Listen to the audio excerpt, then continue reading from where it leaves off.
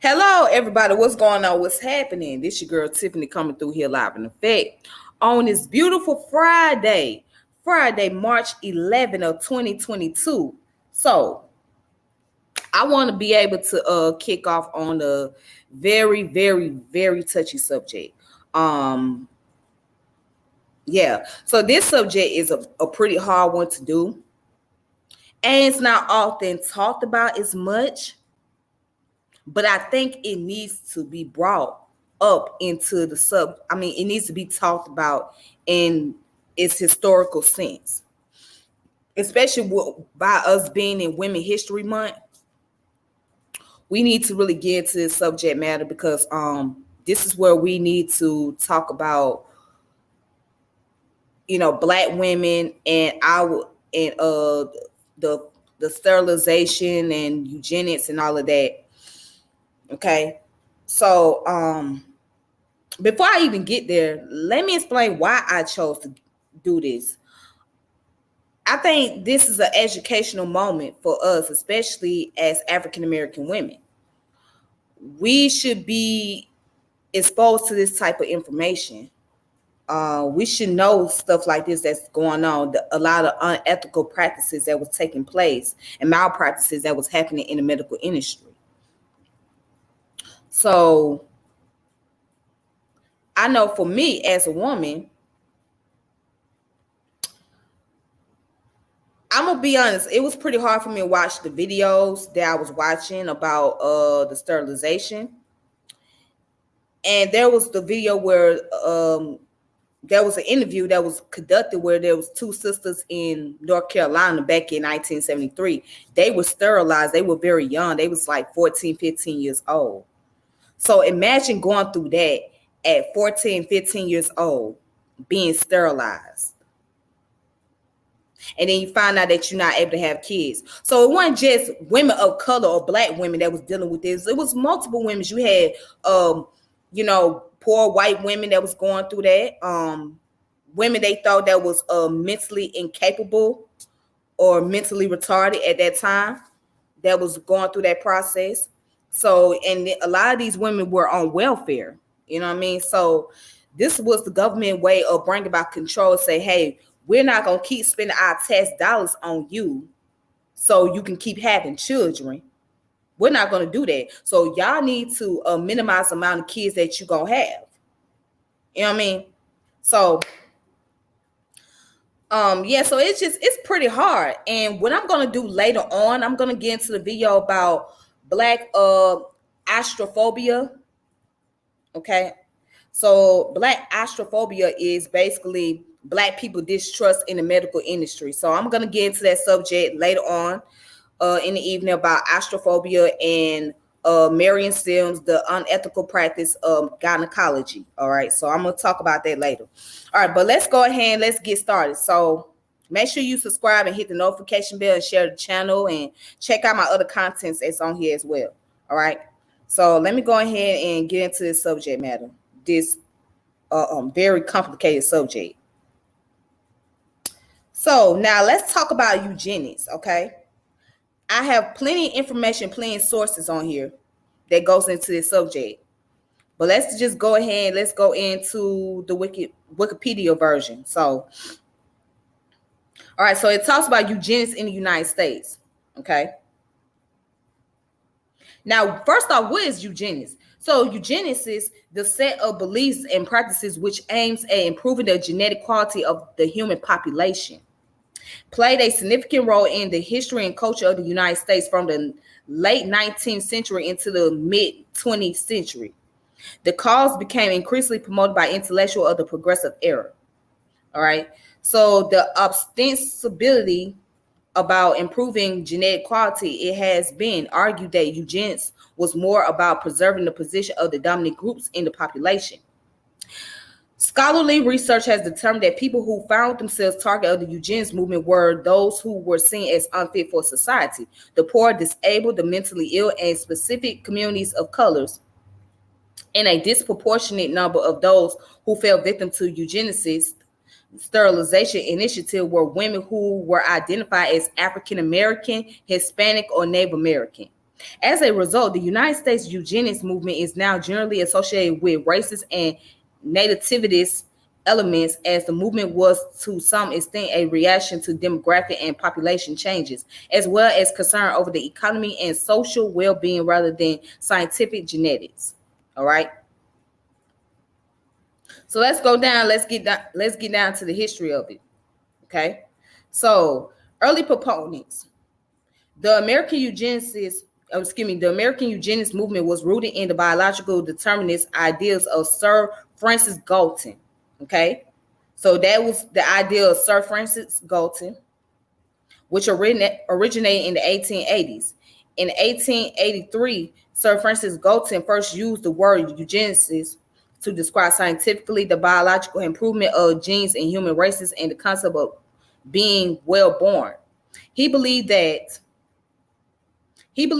differences in a person's ability were acquired primarily through genetics, and that eugenics could be implemented through selective breeding in order for the human race to improve in its overall quality, therefore allow for humans to direct their own evolution.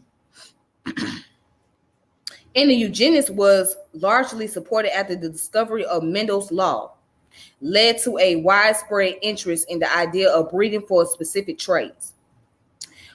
Galton studied the upper classes of Britain and arrived at the conclusion that their social position could be attributed to a superior genetic makeup.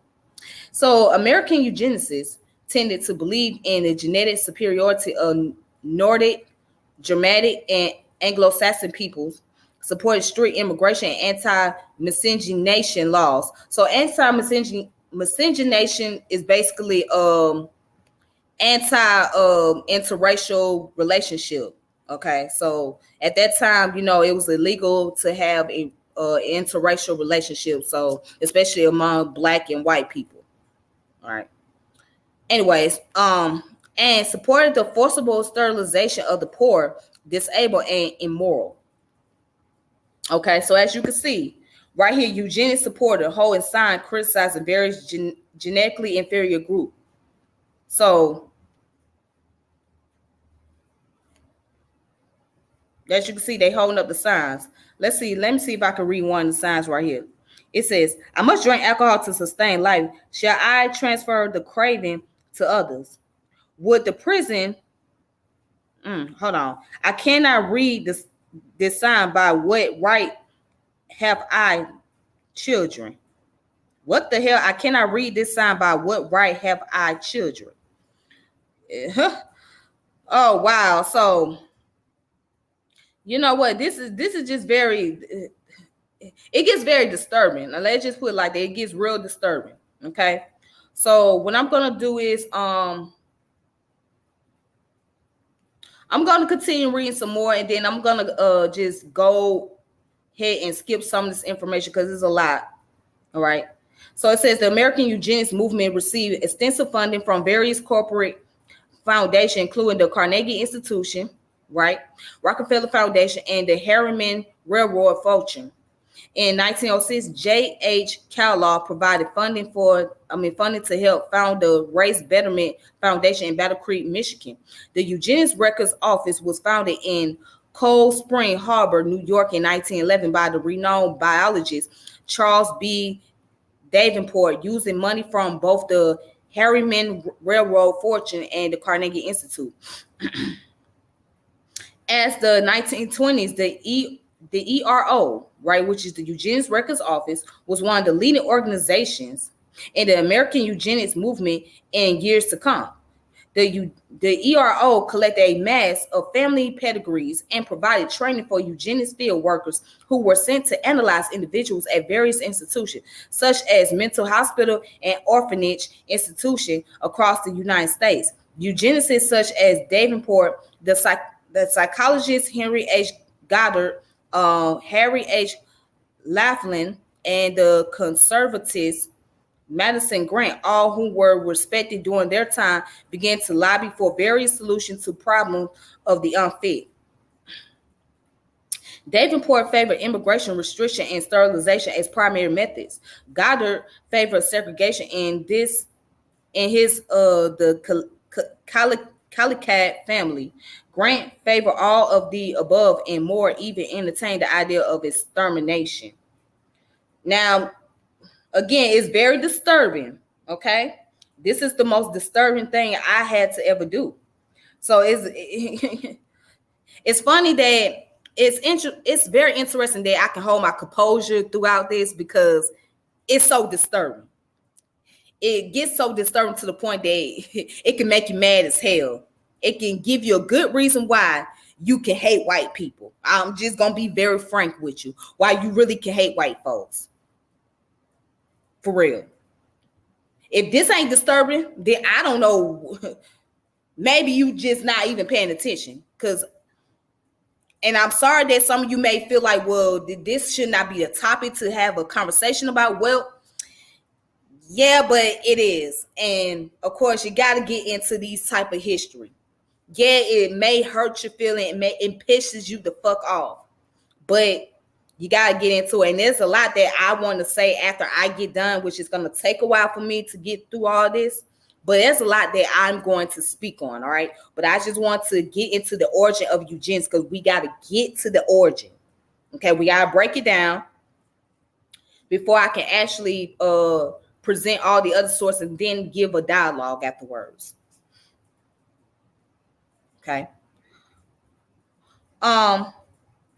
So by 1910, there was a large and dynamic network of scientists and reformer and professionals engaged in national eugenics projects and actively promoting eugenic legislation. The American Breeders Association, the first eugenic body in the U.S., expanded in 1906 to include a specific eugenics committees under the direction of Charles B. Davenport, right? The ABA was formed specifically to investigate and report on heredity in the human race and emphasize the value of superior blood and the menaces to society of inferior blood. Membership included Alexander Graham Bell, Stanford President David Starr Jordan, and Luther Burbank. The American Association for the Study and Prevention of Infant Mortality was one of the first organizations to begin investigating infant mortality rates in terms of eugenics. They promoted government intervention in attempts to promote the health of future citizens. It gets deep. It finna get deep over here. It gets real deep. Several feminist reformers advocated an agenda of eugenic legal reform. The National Federation of Women's Club, the Women's Christian Temperance Union, and the National League of Women's Voters were among the variety of state and local feminist organizations that at some point lobbied for eugenic reforms. One of the most prominent feminists to champion the eugenic agenda was who? Margaret Sanger. Margaret Sanger, the leader of the American birth control movement and the founder of Planned Parenthood. Sanger saw birth control as a means to prevent unwanted children from being born into a disadvantaged life and incorporated the language of eugenics to advance the movement. Sanger also sought to discourage the reproduction of persons who it was believed would pass on mental disease or serious physical defects. In these cases, she approved of the use of sterilization. In Sanger's opinion, it was individual women, if able-bodied, and not the state who should determine whether or not to have a child.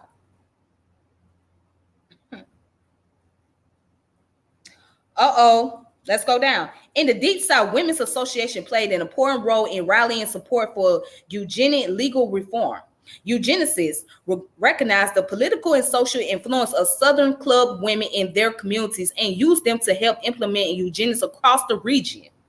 Between 1915 and 1920, federal women's clubs in every state of the Deep South had a critical role in establishing public eugenic institutions that were segregated by sex. For example, the Legislative Committee of the Florida State Federation of Women's Clubs successfully lobbied to institute a eugenic institution for the mentally retarded that was segregated by sex. Their aim was to separate mentally retarded men and women in order to prevent them from breeding more feeble-minded individuals. Public acceptance in the U.S. led to various state legislators working to establish eugenic initiative, beginning with Connecticut in 1896. Many states enacted marriage laws with eugenic criteria prohibiting anyone who was epileptic, meaning that those who have seizures, right? Uh, imbecile or feeble-minded. So the word imbecile means just like, being incompetent or stupid, and feeble-minded means that you're stupid or incompetent. Basically, that's the little terminology they use to call somebody stupid, feeble-minded, or slow. All right. From Marion, the first state to introduce a compulsory sterilization bill was Michigan in 1897. Although the proposed law failed to garner enough votes by legislators to be adopted, it did set the stage for other sterilization bills. 8 years later, Pennsylvania state legislature passed a sterilization bill that was vetoed by the governor. Indiana became the first state to enact sterilization legislation in 1907, followed closely by Washington, California, and Connecticut in 1909. Sterilization rates across the country were relatively low.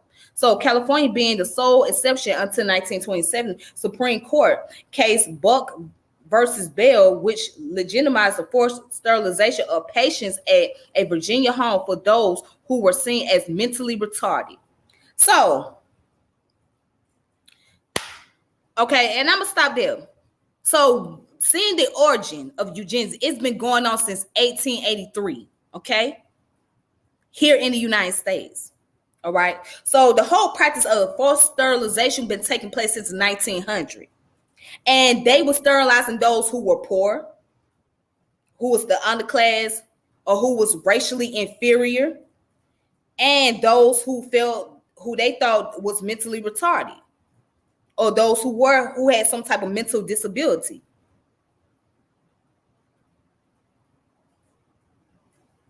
So they felt that, okay, these people need to be sterilized.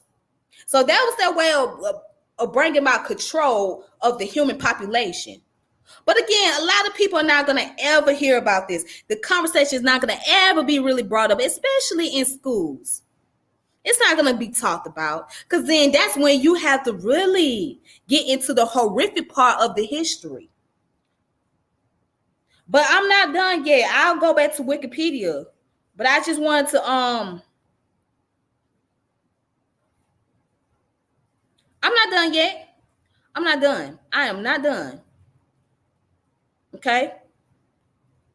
So I'm just going to scroll down, okay? Then what I'm going to do is I want to go into the other sources. Okay? All right, so I'm going to read one more. I'm going to read one more. And then I'm going to switch over to the other sources, okay? Because I got other source of information that I want to look into. But let's read this. What says, efforts to shape American families, unfit versus fit individuals. Both class, race factor into the eugenic definition to fit and unfit by using intelligence testing. American eugenicists asserted that social mobility was indicative of one's genetic fitness. This reaffirmed the existing class and racial hierarchies and explained why the upper to middle class was predominantly white. Middle to upper class status was a marker of superior strengths. In contrast, eugenicists believe poverty to be a characteristic of genetic inferiority. Let me highlight that. In contrast, eugenicists believe poverty to be a characteristic of genetic inferiority, which meant that those deemed unfit were predominantly of the lower classes. I'm not finished yet. Because class stats designate some more fit than others, eugenicists treated upper and lower class women differently. Positive eugenicists who promoted procreation among the fittest in society encouraged middle class women to bear more children. Between 1900 and 1960, eugenicists appealed to middle-class white women to become more family-minded and to help better the race. Yes, you read that right. To be more family-minded and help better the race. And guess who they wanted? They wanted middle-class white women to produce more children. Because they felt that they would be more family-minded and help better the race. I'm not finished yet. Oh, it don't stop there. It says to end this, eugenicists often deny middle and upper class women sterilization and birth control. However, since poverty was associated with prostitution and mental idiocracy, women of the lower classes were the first to be deemed unfit and promiscuous.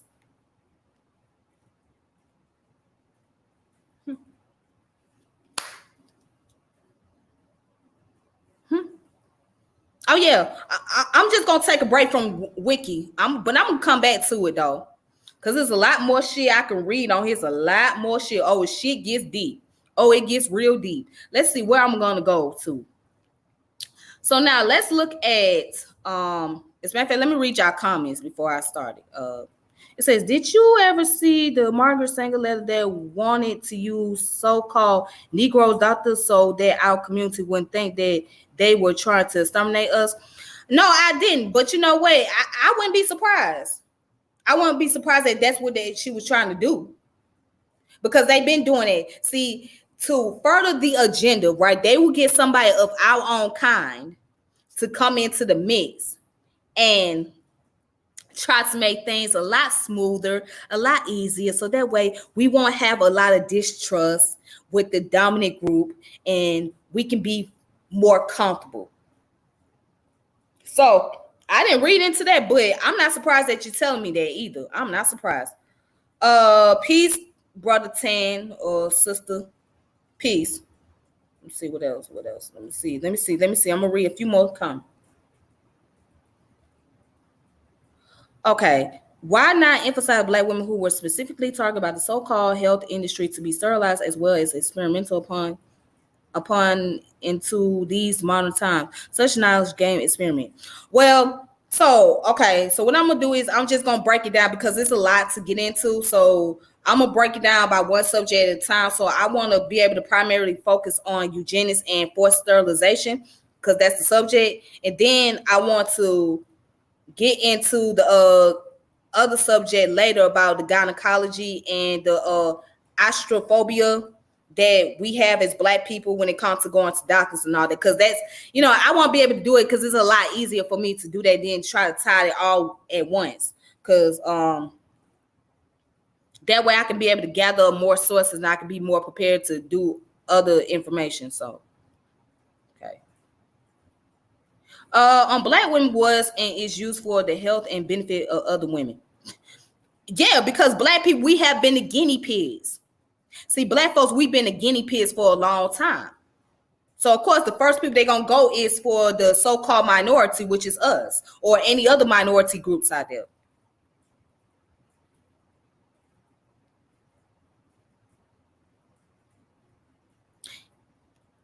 Eugenics a tool for the population of, for the population control of non-white people. Absolutely. Okay, you're gonna have to send to me in the back chat, brother. Yeah, send it to the back chat. Send it to the back chat. Okay, send that link to the back chat. All right, so let me go ahead and go into the information I have. So it's a lot of stuff that I have here. All right, so what I'm going to do is I'm going to read this article. It's called Forced Sterilization of Women as Discrimination.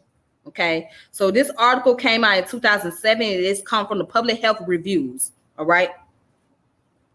The private chat. So you're going to go into the private chat. Just send to the private chat. And I'll take a look at it. Send to the private chat. All right, so let's go into this article right here. I'm going to get back to Wiki, though. I ain't finished. I'm going to get back to Wiki because, see, we got to get deep into this.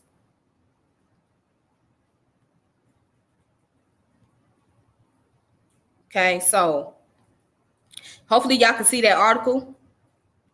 All right, it's called Forced Sterilization of Women as Discrimination by Prati Patel, Public Health Reviews. All right. So let's look at the background. Okay, so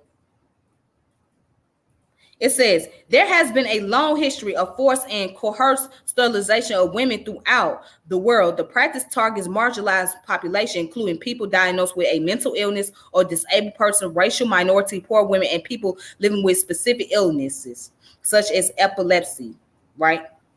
Throughout the early 20th century, countries passed laws authorizing the coerced and forced sterilization of those they believe should not be permitted to procreate. In the United States, more than half of the 50 states passed laws permitting the sterilization of people diagnosed with a mental illness and disabled person, criminals, person with specific physical illnesses such as epilepsy, okay, Native Americans and African Americans. From the 1930s through the 1980s, Japan, Canada, Sweden, Australia, Norway, Finland, Estonia, Slovakia, Switzerland, and Iceland all enact laws providing for the coerced and forced sterilization of mentally disabled person, racial minority, alcoholics, and people with specific illness. All right.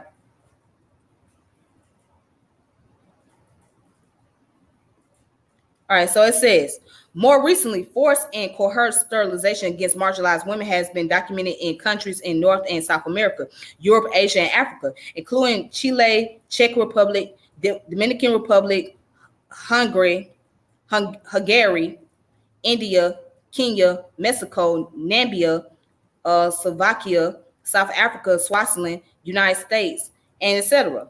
So the recent cases of forced and coerced sterilization target women living with HIV, women who are ethnic and racial minorities, women with disability, and poor women, among others. The force and coercion have primarily taken the following forms. So the women's consent was obtained under duress. In such cases, women are asked to sign consent forms while in labor or on their way to the operating theater, or are told or given the impression that to obtain another medical procedure, such as an abortion or cesarean section, they had to consent to sterilization.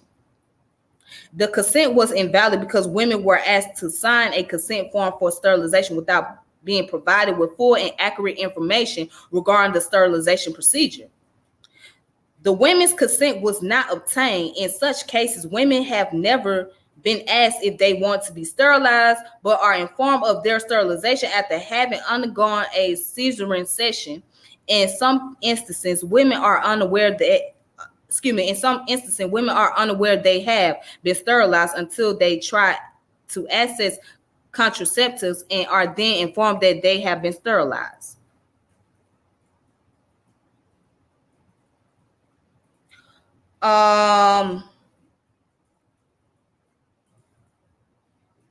Okay, then. Well, I tell you what,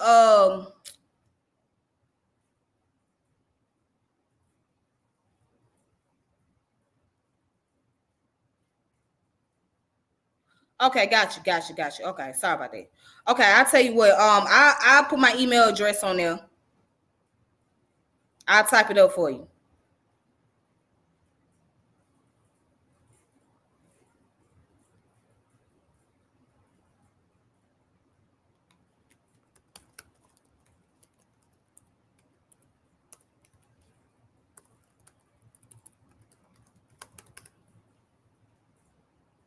All right, that's my email address.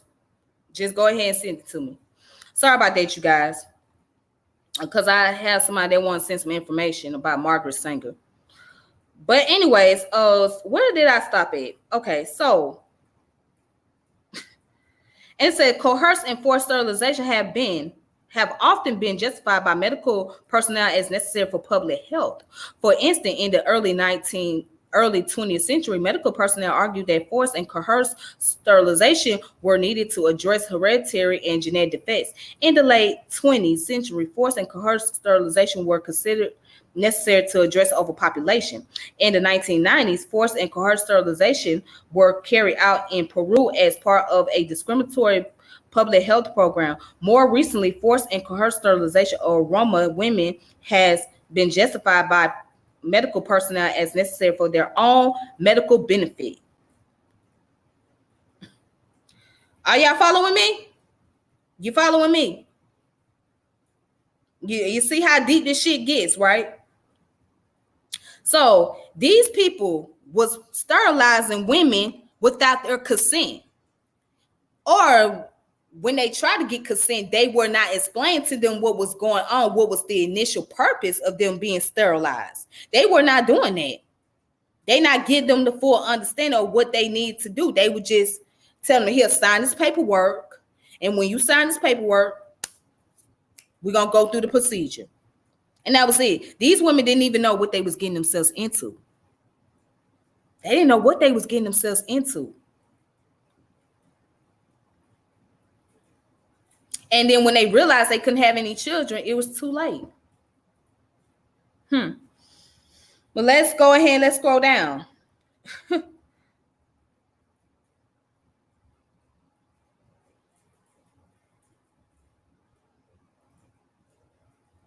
Let's see what else we can find on here.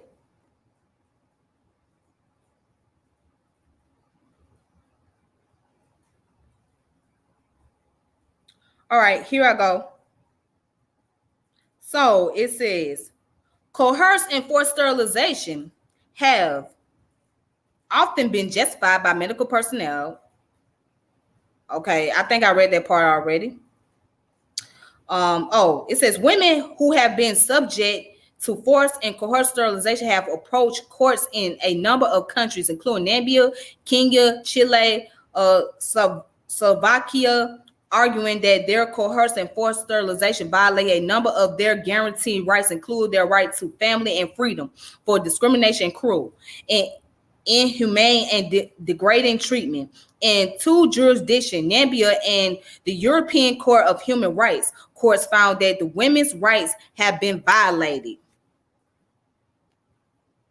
However, with respect to the specific claim that the coerced sterilization violated their right to be free from discrimination, both jurisdictions found either that there was no violation or that it was not necessary to separate.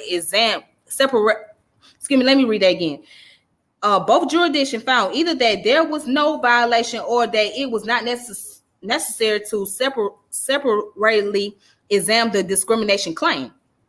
Using the human rights in the inpatient care framework, this article argues that the failure of courts to acknowledge that the coerced or forced sterilization of marginalized women amounts to a violation of their right to be free from discrimination points to a misunderstanding of the nature of forced and coerced sterilization as targeting women specifically because they are from population groups deemed unworthy of procreation and would thus result in a failure to eradicate the practice.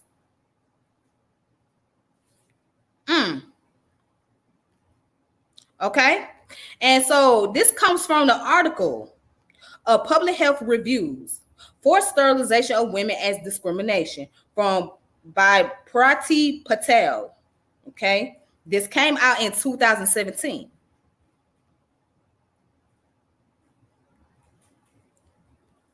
Now you see where I'm going. There is more. There is more information. Now let's get to the one about forced sterilization of Black women as reproductive injustice. Okay. So this come from Ramification, right? This come from Willow S. Klaus, Westchester University of Pennsylvania. And this came out in the fall of 2020. So it was not too long ago. That was in 2020. Not too long ago.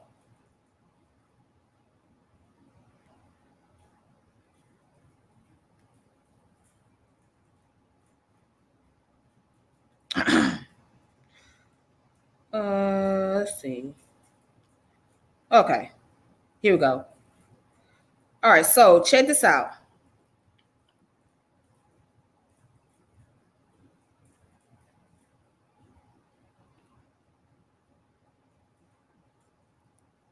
So it says the forced sterilization of Black women as reproductive injustice.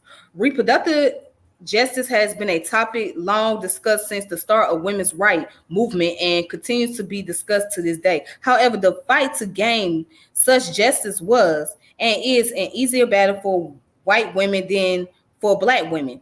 Historically and presently, the experiences of Black women in reproductive justice or injustice have been devastating and difficult. There are many forms of reproductive injustice that Black women have faced and still face, and one of them forms is forced sterilization.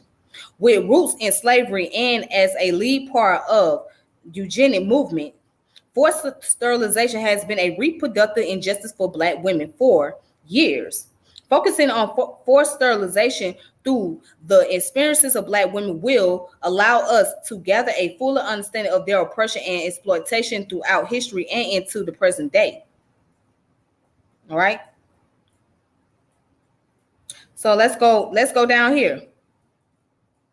It says slave owners rely on women to reproduce so labor would never run thin. Owners would lock slave men and women in rooms together to mate like they were in a bullpen. Even owners themselves or their sons would engage in forced intercourse with women slaves. Let this not be like these women were raped to create more bodies to use for labor that would only benefit slave owners. They had no say in who they would reproduce with or when and after. Mothers were often separated from their children, most likely due to being sold to someone else.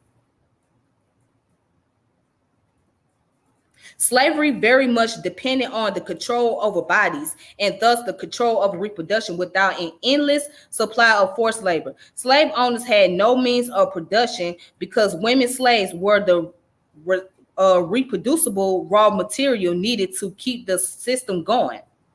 This led many women to turn to self-imposed abortion during the time of slavery. Black women did not want to bring children under the condition of slavery and into a life that would only be miserable and exploitative. They did not want to feed into the system of slavery.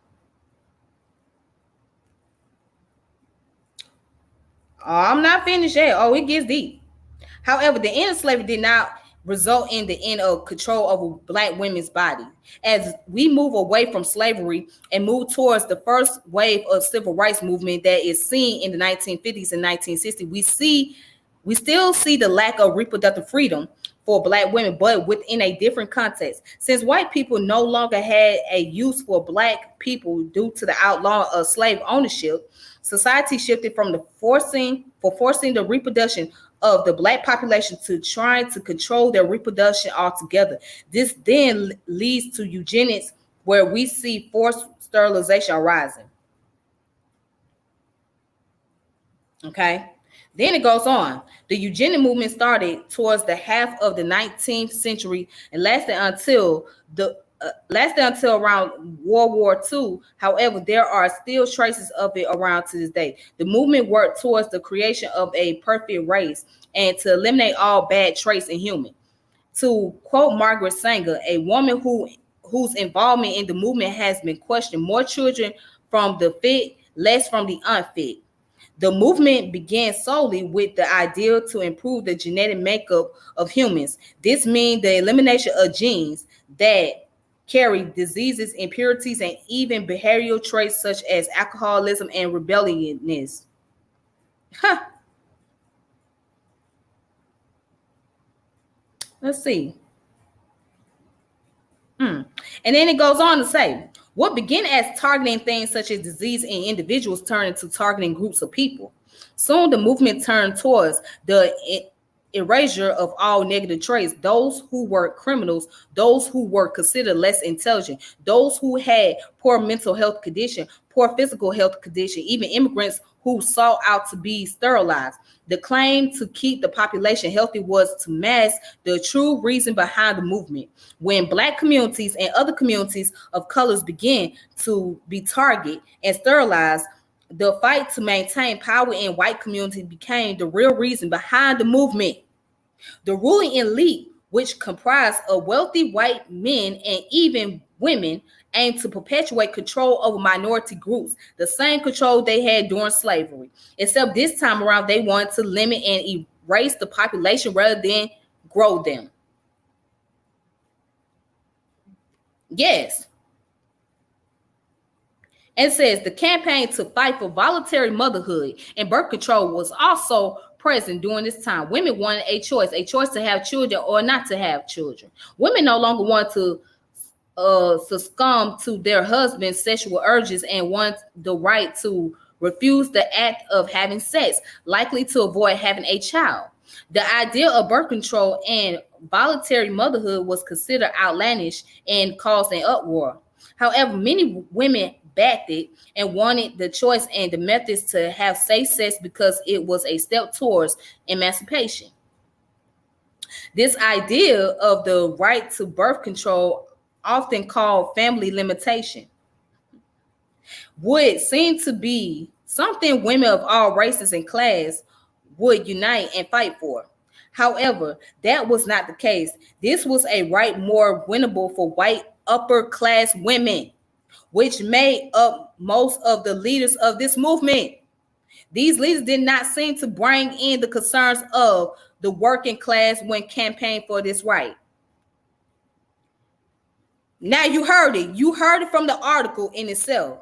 It was about maintaining control. This to benefit the white women in the upper class and middle class community. It wasn't to benefit the working class and the poor people. It wasn't about helping them see. If people really knew the history and what they was getting themselves into, I think they will open their eyes. And I want to say shout out to Angela Stan King. Angela Stan King does a great job breaking this down about eugenics and abortion. She does a great job. See, a lot of people don't want to listen to her because they think she's very controversial, which she is. But I agree with 93% of the stuff that she say. 93% of stuff I agree with. I agree with Stan King. She does a good job at breaking this stuff down.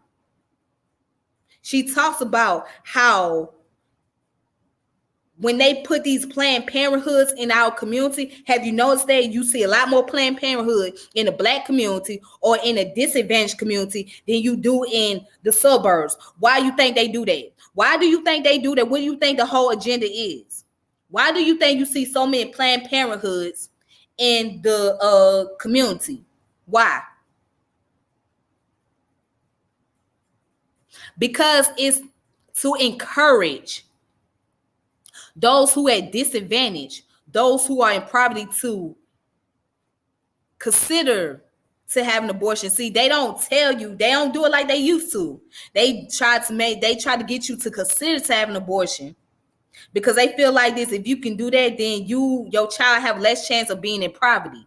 See, they give you this myth that the more kids you have, the poorer that you become, and that's not true. That's not necessarily true just because you have multiple children. And I want to say this also: you cannot sit here and place a fault on the mother the fact that because she has a lot of kids that she done made herself poor. No, the woman didn't make herself poor because of the fact that she had multiple children. It's the economic system that we living in that is what makes us poor or rich. It's the capitalism, not the fact that how many kids that you have. Because to be honest, as humans, you are here to procreate. You're going to procreate. You can't stop humans from procreating. Okay, so it's up to the economic system to provide adequate resources for those who are, especially those who are disadvantaged, to make sure they have livable wages to be able to provide for their family so they wouldn't have to go through all those procedures. But because we don't live in a system that provide livable wages for those of us that lives in the inner city communities, then there are those of us who feel like, okay, we should just minimize the amount of kids that we have, or we shouldn't have kids at all. But if people really knew the origin behind these abortion clinics and the eugenicists, I think they will think twice. I think people will be more open-minded.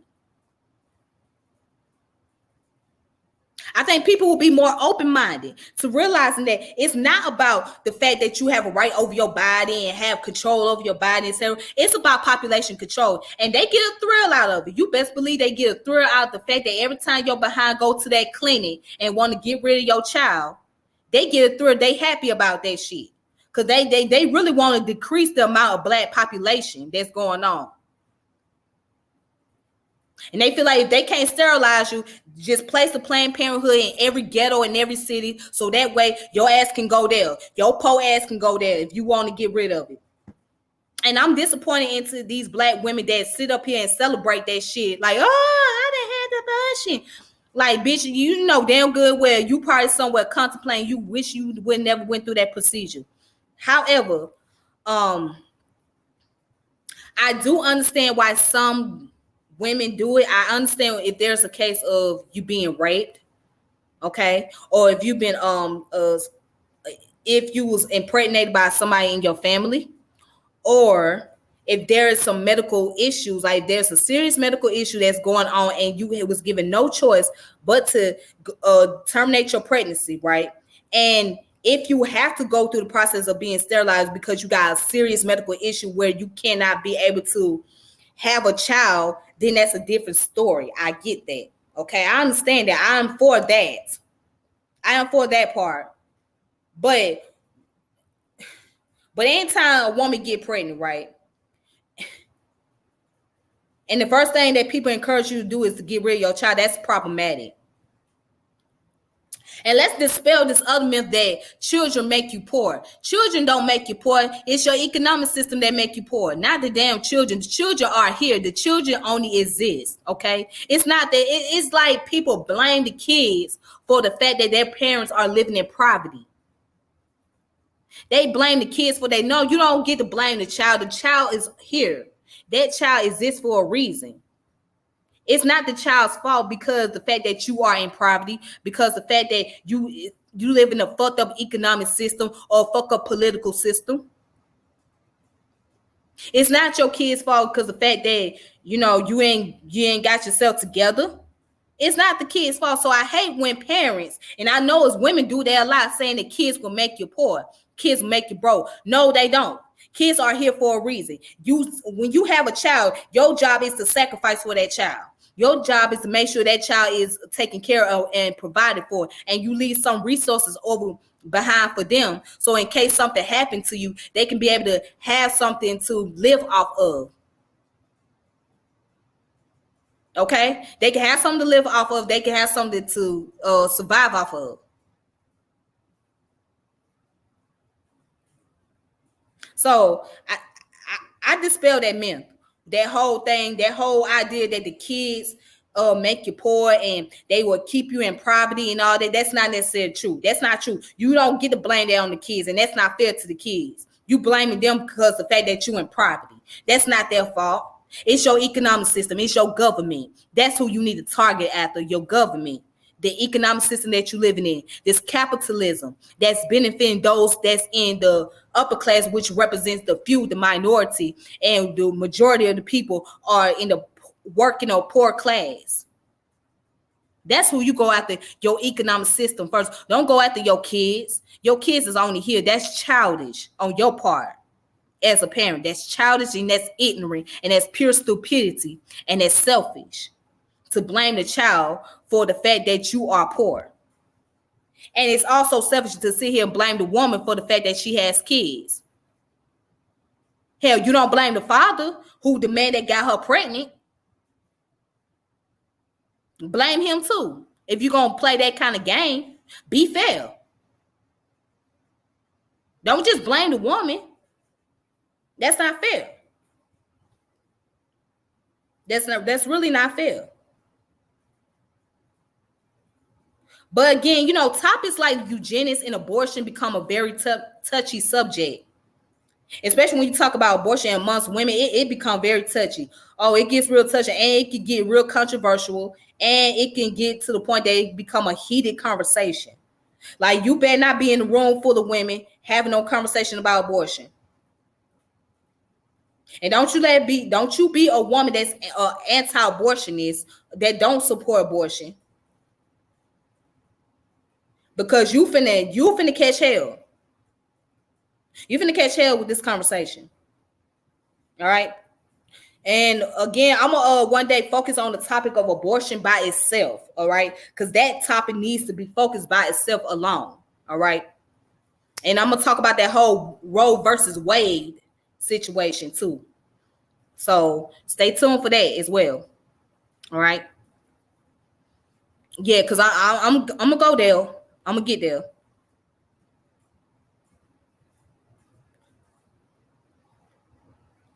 All right, so let's continue. It says, looking back at this time of the campaign for voluntary motherhood and birth control, there is no trace of actual challenges being made to racism and classism. In fact, some of the arguments made for birth control was made with racist principle. Birth control during this movement did not mean what it means today. What we think of birth control in modern world, we think typically of oral contraceptive pills, something individuals willingly take daily, typically to prevent pregnancy. However, during this period of the voluntary motherhood campaign and the eugenics movement, these racist principles led to birth control being a method of surgical genocide to eliminate and control the growth of population of color and mostly Black population. This method of surgical genocide would in fact be surgical process of sterilization. And say sterilization is the act of removing one's ability to reproduce. Forced sterilization is the act of removing one's ability to reproduce without consent to do so. This is one of the first means to limit population growth during the eugenics movement and was often referred to as birth control. The process can be completed in numerous ways. The most common way was a hysterectomy, which is the removal of the uterus and tubal ligation, the blocking of a woman's fallopian tube through either cutting, burning, or tying. As can be imagined, these are not pleasant procedure. However, that did not stop the government from making forced sterilization a lawful practice and procedure. All right. So again, this comes from the article of the forced sterilization of Black women as reproductive injustice by Willow S. Clouds. All right, so you guys can look that up. Look it up. Just type it in, Google it, and you can read more into it.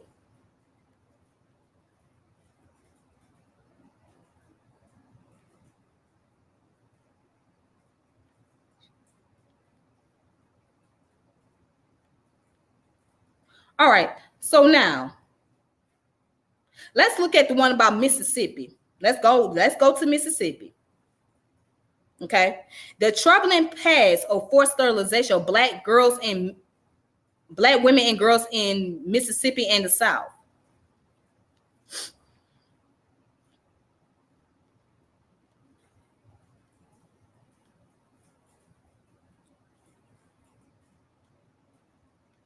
Okay. So are you following me? All right. So now I'm not going to read all this article.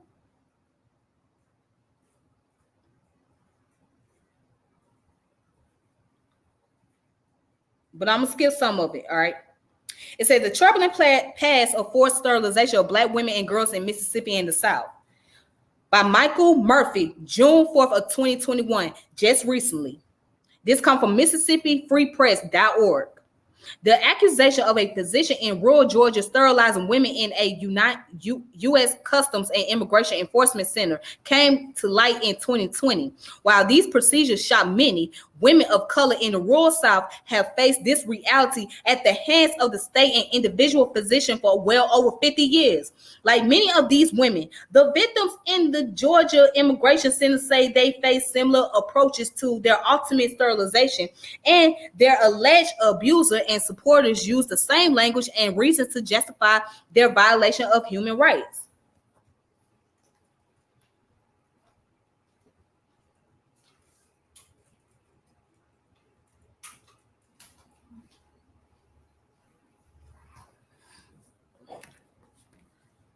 In the 1950s, as the civil rights movement's momentum grew, Southern politicians, local officials, and medical personnel began embracing the use of sterilization to maintain their white supremacist hold in the slowly eroding Jim Crow South. While maintaining a stranglehold on political power in the region, state legislators proposed sterilization bill that would, as Representative Ben Owen of Columbus, Mississippi put it, stop this black tide which threatened to engulf us.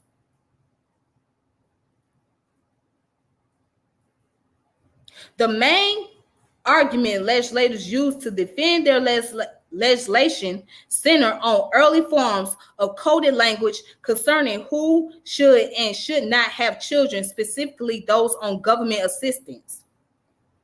North Carolina and Mississippi passed forced sterilization legislation on two separate occasions in 1957 and 1959. The North Carolina Assembly pursued sterilization laws that largely target Black women.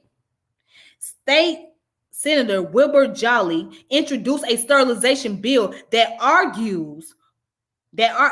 he argued would put an end to the profession of having numerous children out of marriage and receiving government assistance. The Senate defeated the bill 32-2. And it says 2 years later, Senator Jolly and State Representative Rachel Darden Davis of Leonard, North Carolina, a physician, reintroduced a similar legislation that gave the state authority to sterilize women with more than 2 children out of marriage. While holding a public hearing on the bill, Senator Jolly pointed and shaking a finger at a group of African American audience members, proclaimed, "One of every 4 of your race born in North Carolina is illegitimate. You ought to be concerned about it." Now, imagine somebody in the room pointing a finger at you and saying that your race is illegitimate. 1 of every 4 that's born out of your race is illegitimate. Imagine that shit. Imagine how that make you feel. What does that say? So you telling me only Black women at that time was the main ones that's having children outside of wedlock, like white women wasn't having children outside of wedlock, especially those that was in the middle and upper class, especially those who was cheating on their husbands and having men on the side and having babies on the side. That's what you're telling me. I mean, this is the logic they was put into. They're saying that your race having illegitimate children, but the white race over here, they not having illegitimate children, right? So because these white women represent the upper class women and middle class women, they can continue to have babies all day long. It ain't no biggie. They don't have illegitimate children. But as you as a Black woman, let you have babies all day. Let you go out here and have multiple kids and you ain't married. Your child's illegitimate. You don't see the racial problem behind that?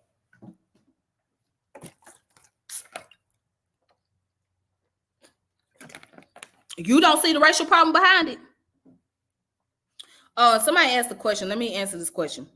What was the role / stand of the church during the eugenics movement? Oh, there was members in the church that supported it. There was those who supported it, and there was those who opposed it.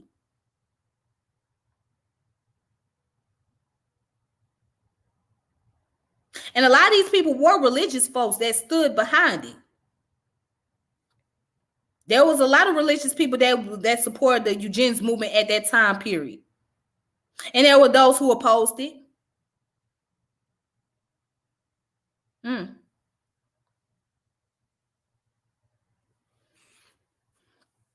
Yeah.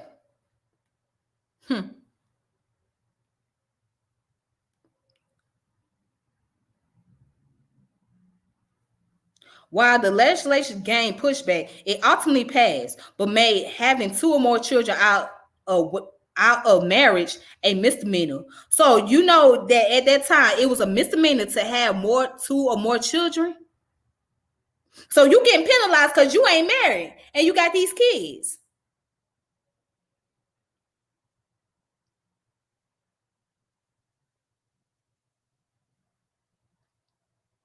You're penalized. You're penalized. You're penalized.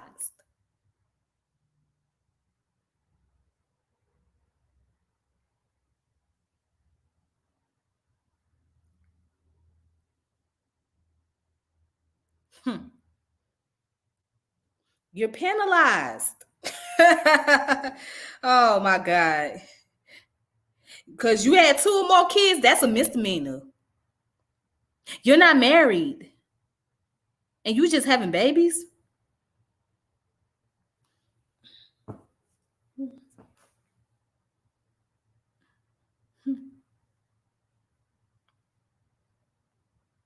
Oh yeah, it's insane. Oh yeah, it's insane, but it gets deeper. It gets deeper. Oh, it gets real deep. Let me now let's read this. It says, submit to sterilization in lieu of imprisonment. On three separate occasions, the Mississippi legislature attempted and eventually passed sterilization legislation similar to North Carolina's bill.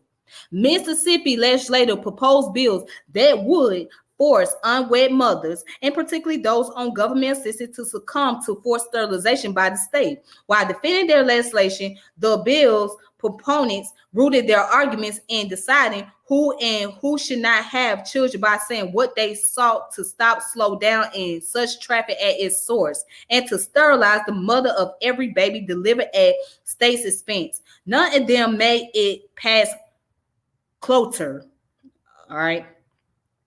On the eve of the passage of the Civil Rights Act of 1964, the Mississippi legislature passed a bill that would have made having children out of marriage a felony. You read that right. Made children out of wedlock a felony. So that means if you had kids out of wedlock, they was gonna make it a felony.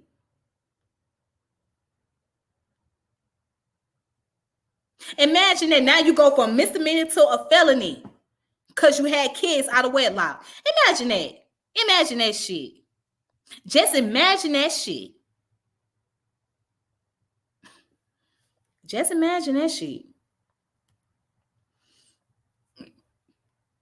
You say insane now. That's what you call insane right there. That what you call insane. That's insane. That's pure insanity.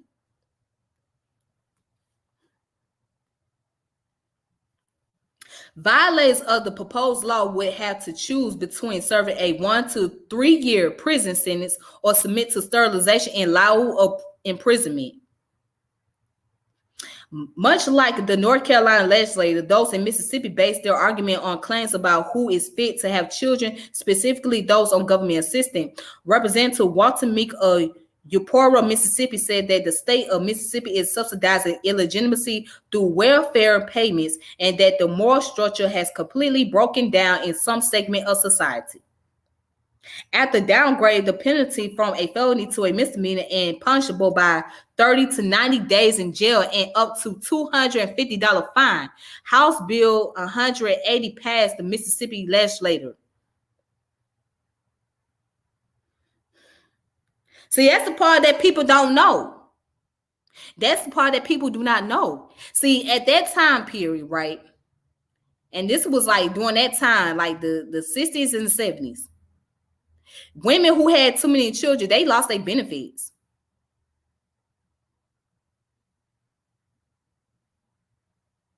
And not only you gonna lose your damn benefits, now you are being threatened with prison.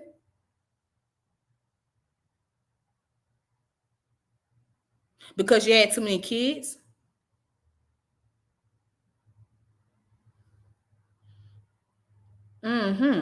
Yeah.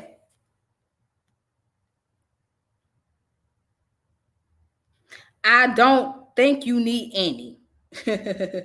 Now let's read right here. It says, even after the passage of civil and voting rights legislation, the expansion of the federal safety net, women of color in South continue to fall victim to state agency and medical personnel. While President Lyndon Johnson's Great Society undoubtedly assisted millions of Americans, it fell victim to the same perils as the New Deal, allowing continued state and local control of programs and ultimately hurting the same people it meant to help. One of these programs was federally funded Montgomery Family Planning Center in Alabama.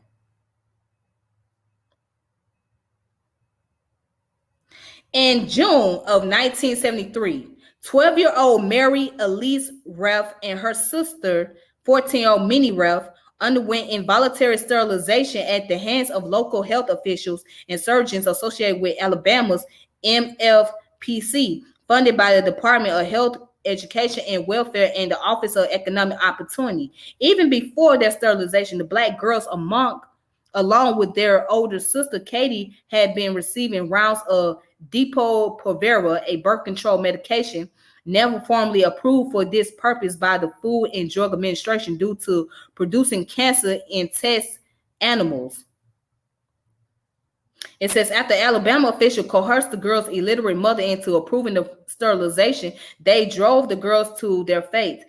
They then returned to the Ref's government subsidized apartment, attempting to coax Katie to also undergo an unwanted sterilization. Upon their arrival, Katie locked herself in her bedroom and told the local health officials that she wanted children. One official replied, "I don't think you need any." Weeks later, in Attica, South Carolina, reports of numerous black women on government assistance and pregnant with children out of marriage receiving sterilization at the local community's hospital arose. Dorothy Waters, a black woman separated, pregnant, and on government assistance, reported that Dr. C.H. Pierce coerced her into receiving a sterilization upon birth of her child. And they said, "Listen here, young lady, this is my tax money for this. I'm tired of these ladies going around having babies. If you won't have this, you can find yourself another doctor to deliver your baby." Mrs. Walter quoted Dr. Pierce as saying. Another woman, Mrs. Virgil Walker, a married mother of 4 children, corroborated Mrs. Walker's story. Mrs. Walter's story, sorry. Did I say Walker? Oh, excuse me. Mrs. Waters. My bad. So Dr. Pierce threatened that Mrs. Walker would be taken off of the welfare rolls if she did not consent to a sterilization upon birth of her forthcoming child. While coercing women into sterilization, Dr. Pierce also reaped more than $60,000 from Medicaid during an 18-month period from 1972 to 1973. All right. So these are the picture of the little girls that were sterilized. All right, in the 70s. She was 12 years old, 14-year-old at that time. So imagine a little 12 and 14-year-old trying to consent to being sterilized. They don't know enough about that. They don't have enough understanding. Hell, they at the age where they trying to understand their own body. So how is it that a 12-year-old, 14-year-old have enough understanding to say that they want to be sterilized? See, that's who they target. They target after the young people. Okay, so their main target was young African Americans. Someone that was in their teens, all the way up to their 20s. That was their main target. That was the main bracket. The ones that was in their teens, all the way up in their 20s. That's who they was targeting after.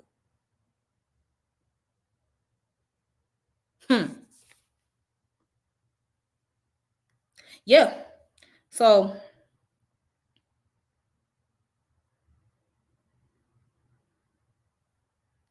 oh, look at this. Dr. M, the uterus collector. Uh-oh. Let's look at this. It says, 47 years later in September 2020, reports of women in the U.S. Customs and Immigration Enforcement custody in a rural Georgia detention center receiving unwanted hysterectomies by a local obstetrics, I can't even say the word, and gynecology specialist came to light. Dawn Wharton, a nurse who worked at the Ivory County Detention Center run by LaSalle Correction, a private for-profit company, filed a whistleblower complaint with the Department of Homeland Security about the condition rate of COVID-19 amongst detainees and the hysterectomies that Dr. Mahindra Amin performed on immigrant women at a local hospital. With Georgia-based advocacy group Project South, Georgia Detention Watch, Georgia Latino Alliance for Human Rights in the South, and the South Georgia Immigrant Support Network, Woodton filed a 27-page report alleging not just coerced sterilization, but also just immigrant women as experiments. We question amongst ourselves, like, goodness, he's taking everybody's stuff out. His specialty, he's the uterus collector. Everybody he sees, he's taking all their uteruses out, or he's taking their tubes out. Wow, and this picture right here is so damn disturbing. Look at this. What they do to me. Liberty. Look at this shit. This is so disturbing. Fast forward 2 months later, and more than 40 other women detained at the center accused Dr. Amin of medical abuse. The women also accused the center of retribution as severe as deportation for speaking out on the unwanted hysterectomies and other medical procedures. In their legal petition, the women were victims of non-consensual, medically indicated and or invasive gynecological procedure performed by and or at the direction of gynecologist Dr. Mahendra Amin. The petition continues that in many instances, the medically unindicated gynecological procedure respondent Amin performed on petitioners amounted to sexual assault. As one detainee noted, I thought this was like an experimental concentration camp. It was like they're experimenting with our bodies. In response to these allegations, a supporter of Dr. Amin created a Facebook page with members, including patients of whom he has delivered their children. Many of the posts centered around selling merchandise in support of the doctor, personal stories, and the group administrator warning others against talking to the media. Much like the silent majority that defended Dr. Pierce decades before, some of the members' comments on the page vehemently defend Dr. Amin while philanthropically dismissing the detainee's serious allegation. All right. So yeah, this comes from the MississippiFreePress.org. All right, so that comes from that website.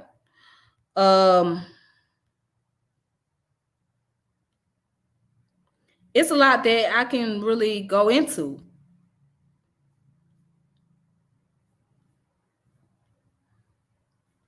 I mean, it's a whole lot of stuff. So, I mean, I read enough article.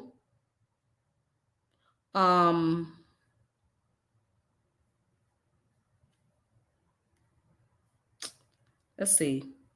Let's go to News One. Let's go to News One.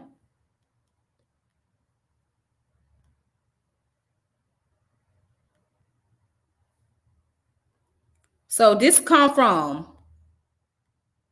News One, okay, network. It says, finally, NC, North Carolina may compensate Black women for forced sterilization. All right, so it was written by a News One staff. All right. And this came out in 2011, June 20th of 2011. Raleigh, North Carolina. Nearly 35 years after ending the country's most active post-war sterilization program, North Carolina is the only state trying to make amends to thousands of people who cannot have children because of eugenic-inspired theories about social improvement. Next week, victims and their relatives will tell their stories to a state task force considering compensation to victims of sterilization that continue into 1974. Roughly 85% of victims were women or girls, some as young as 10. North Carolina has more victims living than any other states because a majority was sterilized after World War II, said Charmaine Fuller Cooper, director of the State Justice for Sterilization Victim Foundation. Eugenics program gained popularity in the U.S. and other countries in the early 1900s, but most abandoned those efforts after World War II because of the association with Nazi Germany's program aimed at racial purity. All right.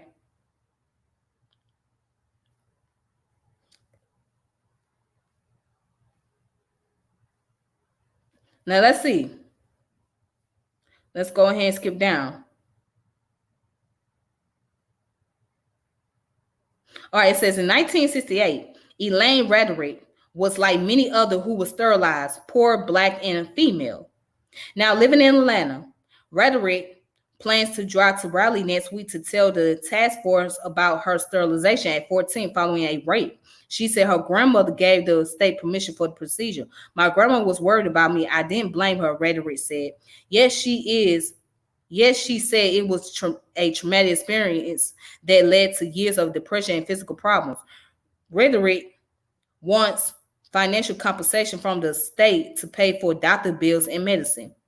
Researchers estimate more than 60,000 people nationwide were sterilized during the 20th century as part of government programs.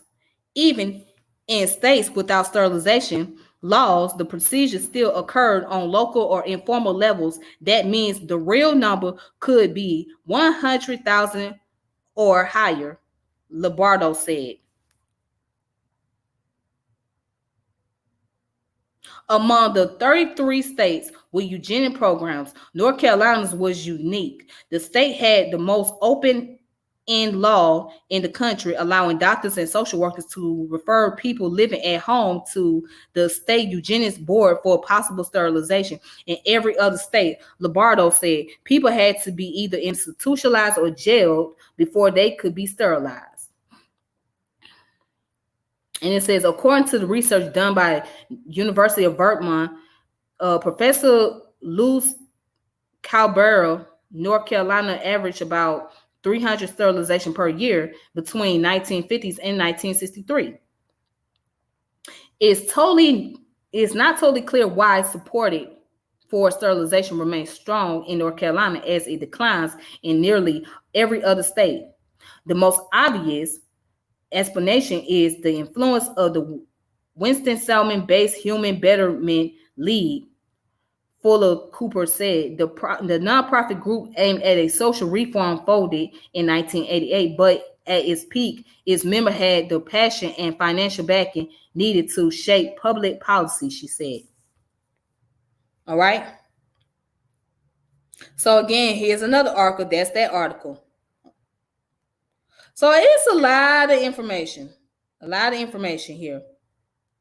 Okay. So before I go back to the wiki article, right? Before I go back to the wiki article, what I want to do is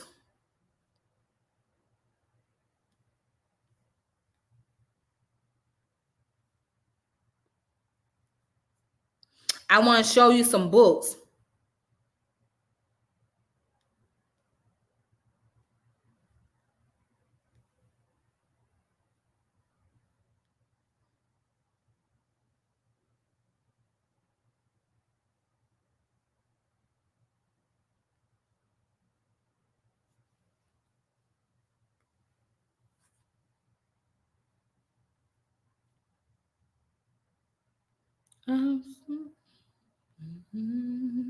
Don't know what I'm gonna do.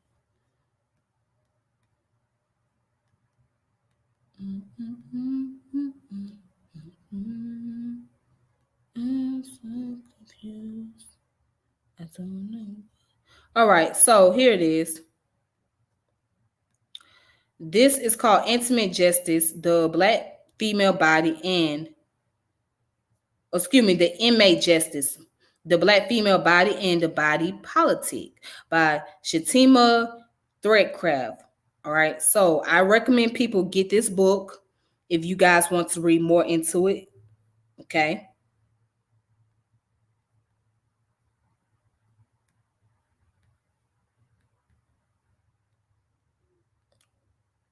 And this book right here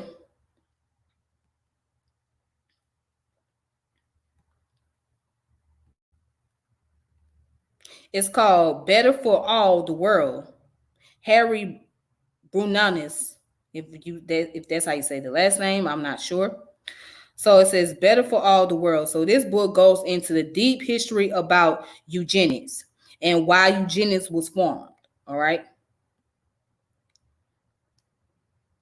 And this here is more so like article, a paper that was published.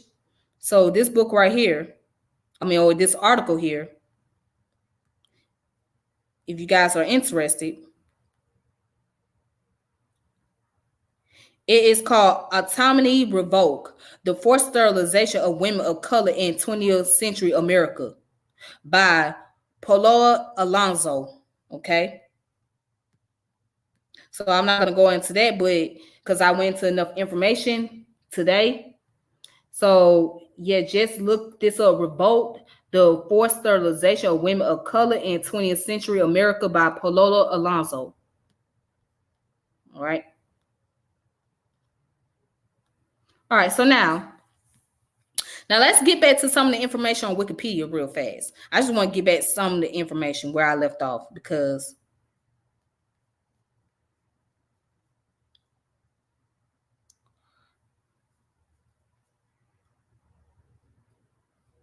let's go to the part where it says better baby contest. Better baby contest. Oh boy. Some of the stuff you gotta laugh it off, you know what I'm saying? Even though it's not a funny matter. It's not a laughing matter, but it's just the mindset that these crackers had during that time period. Look at all these damn crackers. Anyway, better baby contest. Mary DeGarmo, a former teacher, was the first person to combine ideas about health and intelligence standards with competition at state fairs in the form of baby contests. She developed the first such contest, the Scientific Baby Contest, for the Louisiana State Fair in Shreveport in 1908. She saw these contests as a contribution to the social efficacy movement, which was advocating for the standardization of all aspects of American life as in means of increasing efficiency. DeGarmo was assisted by Dr. Jacob Bodenhammer, however you say it, a pediatrician who helped her develop grading sheets for contestants, which combined physical measure with standardized measurements of intelligence. It says the contest spread to other U.S. states in the early 20th century. In Indiana, for example, Ida Estelle Schwitzler, a eugenics advocate and director of the Indiana State Board of Health's Division of Child and Infant Hygiene, organized and supervised the state's Better Baby contest at the Indiana State Fair from 1920 to 1932. It was among the fair's most popular event. During the contest's first year at the fair, a total of 78 babies were examined. In 1925, the total reached 885. Contestants peaked at 1,301 infants in 1930. And the following year, the number of entrants was capped at 1,000, 2,000. 1,000 and 2,000. What did I get 1,000, 2,000 from? My bad, 1,200. Okay.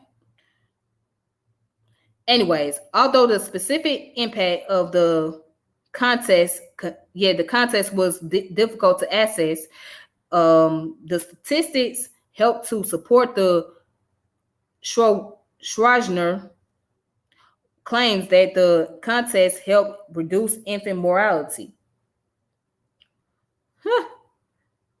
And says the contest intended to educate the public about the raising healthy children at the time when approximately 10% of children died in their first year of life. However, its exclusionary practices reinforced social class and racial discrimination. In Indiana, for example, the contestants were limited to white infants. African American and immigrant children were barred from the competition for ribbons and cash prizes. In addition, the scoring was biased towards white middle-class babies. The contest procedure included recording each child's health history, as well as evaluation of each contestant's physical and mental health and overall development using medical professionals, using a process similar to the one introduced at the Louisiana State Fair, and contest guidelines that the AMA, U.S. Children's Bureau recommended scoring for each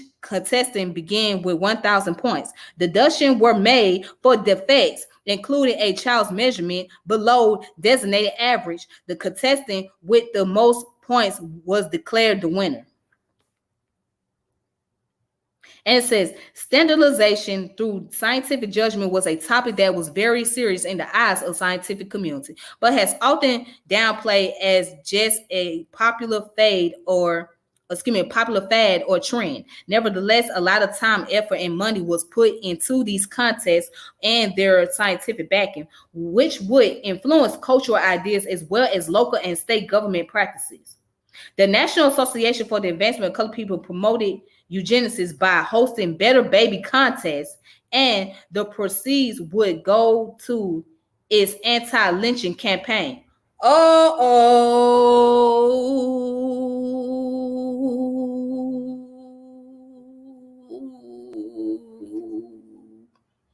Did it say the National Association for the Advancement of Colored People promoted eugenics? Did I just read that? Really? Really? So I don't understand. So how's that the National Association or the NAACP will promote the eugenics contest for the you promote eugenics by hosting better baby contests, and they wouldn't allow African Americans to get involved in that, and also knowing what eugenics was about? How's the NAACP either promote this type of stuff or this idea? How do they even fit themselves to get involved in this? What happened to the Association for the Advancement of Colored People? What happened to the Association for the Advancement of Colored People? That's the question I have.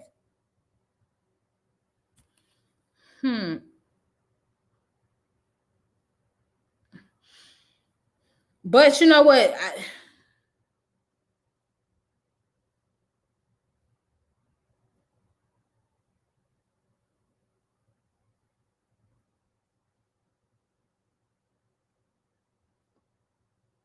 All right. Well, let's go ahead and let's skip down to here because see, I have to. Eugenics sterilization in the African American communities, right?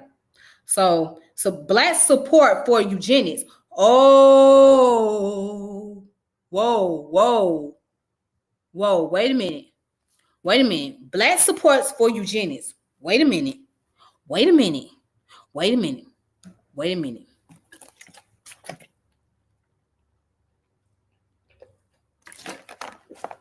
Let me take a sip on this one, y'all. Wait a minute. Black supports for eugenics. Let's take a sip on this one, y'all. Let's take a sip.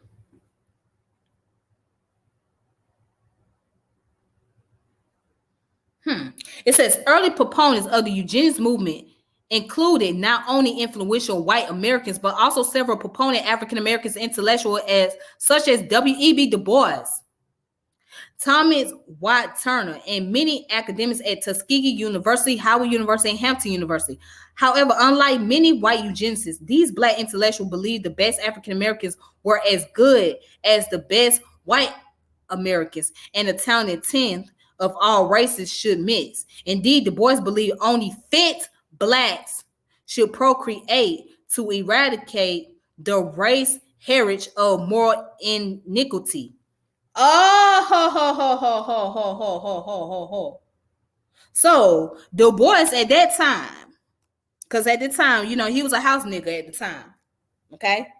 This house nigga mentality that he had, he said only fit Blacks should procreate and eradicate the race heritage of moral iniquity. So for him, he was trying to get into the competition with his white counterparts. So who were the fit Blacks that Du Bois was talking about? Who was the fit Blacks?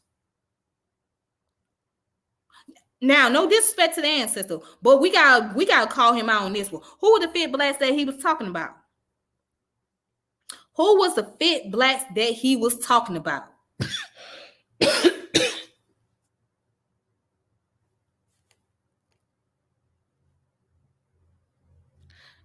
The talented 10, and he talking about the bougie Negroes. Obviously, at that time, he was talking about the bougie Negroes. But let's go ahead and continue.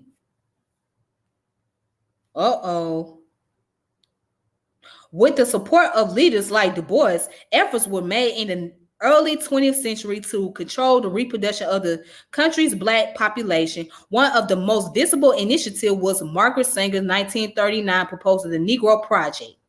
That year, Sanger, Florence Rose, and her assistant Mary Woodward Reinhardt, then secretary of the New Birth Control Federation of America, drafted a report on birth control and the Negro. In this report, they stated that African Americans were the group with the greatest economic, health, and social problems, were largely illiterate, and still breed carelessly and disastrously. Wait a minute. Hold on. Let me read that again. In this report, they stated that African Americans were the group with the greatest economic, health, and social problems, were largely illiterate, and still breed carelessly and disastrously. A line taken from W.E.B. Du Bois' article in the June of 1932 Birth Control Review. The project often sought after proponent African American leaders to spread knowledge regarding birth control and the perceived positive effects it would have on the African American community, such as poverty and the lack of education. Sanger particularly sought out Black ministers from the South to serve as leaders in the project in the hopes of countering any ideas that the project was strategic attempt to eradicate the Black population. However, despite Sanger's best efforts, white medical scientists took control over the initiative, and with the Negro Project receiving praise from white leaders and eugenicists, many of Sanger's opponents, both during the creation of the project and years after, saw her work as an attempt to terminate African American community.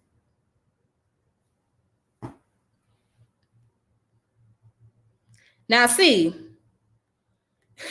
so what happened is they used W.E.B. Du Bois, people like W.E.B. Du Bois, to go and push their agenda further to the Black community to make them believe that, hey, this is something positive, man. You know, you got to look on the bright side. So it's not as bad as you think. You know, just trust these people just for once. Just trust them. Just be a little comfortable. Just give them a chance. This is what Margaret Sanger had Du Bois doing. Trust these people. Give them a chance. All right? Just trust them. Let's just bring our trust in, and let's just see how these things go, because this is for the betterment of our community. Now, at that time, Du Bois was accounting a lot of problems from a lot of people, radical leaders alike. From Carl G. Woodson to Marcus Garvey, Booker T. Washington. A lot of people had a problem with Du Bois because he was a bougie-ass house nigga. He was a house nigga. Now, later on, over the years, his mindset done changed, and he started to think outside the box over the years. But during that time, he was a bougie-ass nigga. He was bougie. He had that house nigga mentality.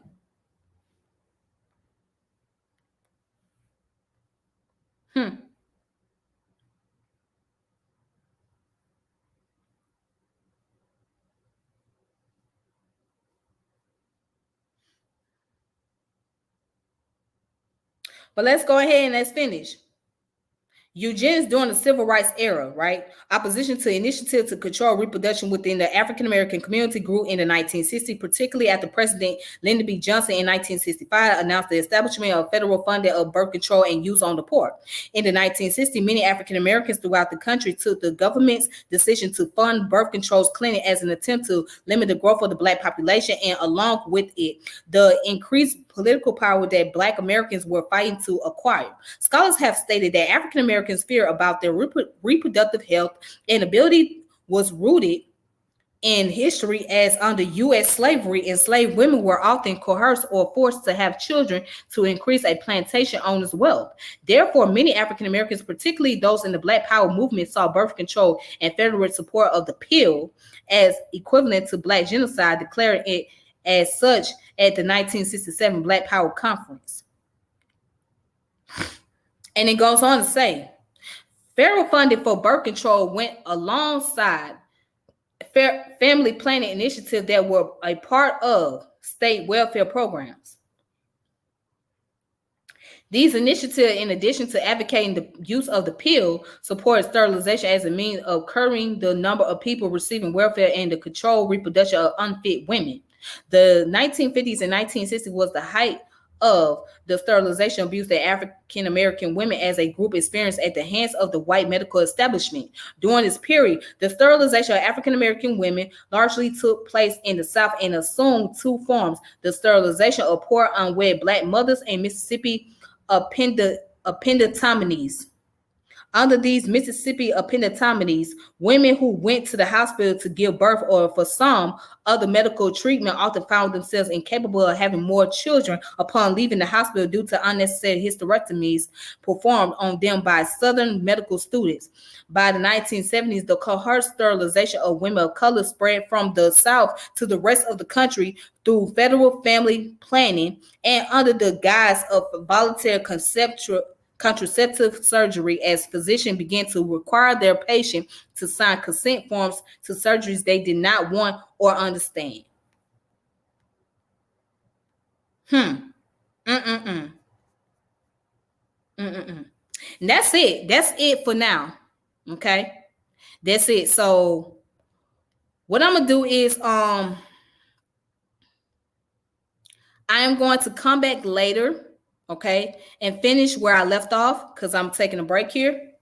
So I'm going to come back and I'm gonna finish off on the unethical practice of gynecology, right? And Marion Sims. And also I want to talk about the astrophobia of Black people, meaning that our distrust in the medical industry and why many of us do not like going to the hospitals, going to get checkups and all that extra stuff. So I'm gonna come back on that. So stay tuned. But thank you guys for watching. Peace and power and elevation. Please make sure you subscribe to the channel, share this video, check out the video contents I have on here. And with that being said, I'll see you guys later. All right. So take it easy on yourself. This your girl Tiffany, and I'm logging out saying deuces. Peace. Thank you.